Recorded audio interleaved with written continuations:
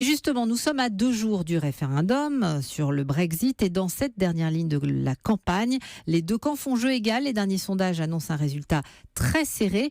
Et parmi les thèmes qui vont faire la différence, celui très sensible des migrants. Vous l'avez constaté dans le Kent, de l'autre côté du tunnel sous la Manche, Sébastien Krebs. Oui, car ici, personne n'oublie que Calais n'est qu'à une trentaine de kilomètres à vol d'oiseau. À Folkestone, petit port, un peu décrépit, on voit parfois accoster les embarcations des passeurs.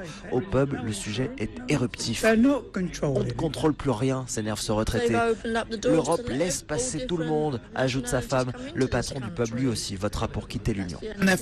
Les gens ont peur. Tous les soirs aux infos, on voit ces milliers de personnes qui fuient la Syrie, l'Iran, l'Irak. On ne peut pas s'occuper de tous les problèmes du monde. Ça suffit, je veux que ça change. Et la campagne en faveur du Brexit a largement surfé sur ces peurs, oubliant d'ailleurs de rappeler que la Grande-Bretagne a toujours gardé la main sur ses frontières. Et pire, qu'un Brexit pourrait même déplacer le problème sur le sol anglais.